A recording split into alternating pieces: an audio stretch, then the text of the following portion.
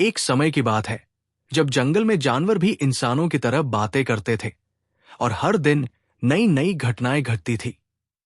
हम आपको सुनाने जा रहे हैं पंचतंत्र की अनोखी और रोचक कहानियां, जिनसे आपको मिलेगी एक महत्वपूर्ण सीख।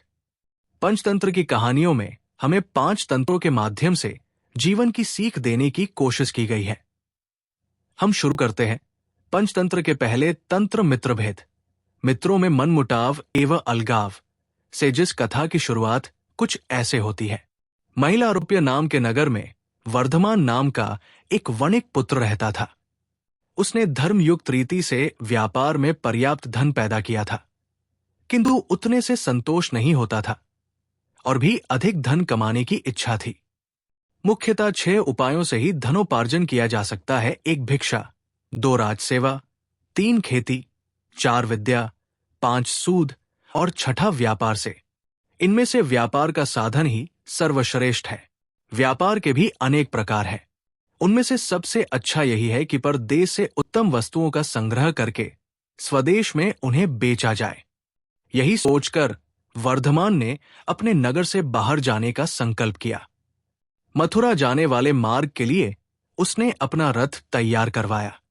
रथ में 2 सुंदर सुदृढ़ बैल लगवाए। उनके नाम थे संजीवक और नंदक। वर्धमान का रथ जब यमुना के किनारे पहुंचा तो संजीवक नाम का बैल नदी तट की दलदल में फंस गया।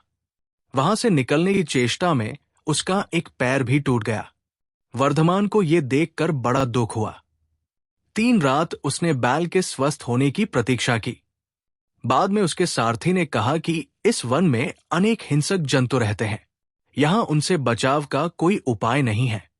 संजीवक के अच्छा होने में बहुत दिन लग जाएंगे।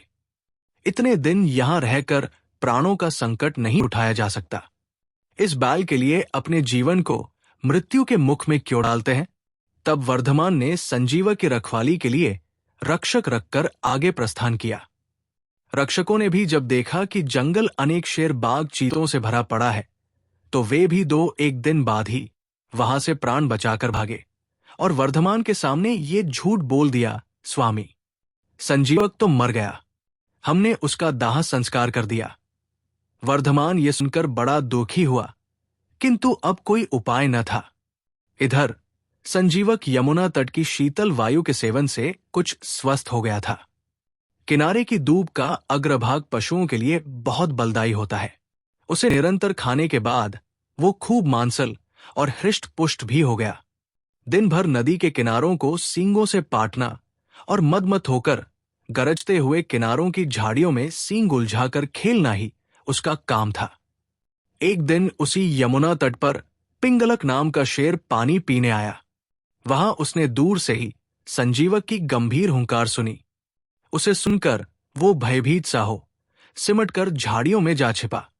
शेर के साथ 2 गीदड़ भी थे, करटक और दमनक। ये दोनों सदा शेर के पीछे पीछे रहते थे। उन्होंने जब अपने स्वामी को भयभीत देखा तो आश्चर्य में डूब गए। वन के स्वामी का इस तरह भयातुर होना सचमुच बड़े अचंभे की बात थी। आज तक पिंगलक कभी इस तरह भयभीत नहीं हुआ था। दमनक ने अपने साथी गीदड़ को कहा, करटक, हमारा स्वामी वन का राजा है, सब पशु उससे डरते हैं। आज वही इस तरह सिमटकर डरा सा बैठा है। प्यासा होकर भी वो पानी पीने के लिए यमुना तट तक जाकर लौट आया। इस डर का कारण क्या है? करटक ने उत्तर दिया, दमनक, कारण कुछ भी हो, हमें क्या? दूसरों के काम में हस्तक्षेप करना ठीक नहीं। जो ऐसा करता है वो उसी बंदर की तरह तड़प तड़प कर मरता है, जिसने दूसरे के काम में कौतूहलवश व्यर्थ ही हस्तक्षेप किया था। दमनक ने पूछा, ये क्या बात कही तुमने? करटक ने कहा, सुनो, कहानी यही खत्म नहीं होती। करटक अब दमनक को उस बंदर की कहानी सुनाता है। इस कहानी का अगला भाग जानने के लिए हमारे अगले वीडियो को जरूर देखें। अगर आपको ये कहानी पसंद आई हो तो इसे लाइक करें, अपने दोस्तों के साथ शेयर करें और हमारे चैनल को सब्सक्राइब करना न भूलें। ऐसी ही और मजेदार कहानियों के लिए अगले वीडियो में मिलते हैं। तब तक के लिए धन्यवाद।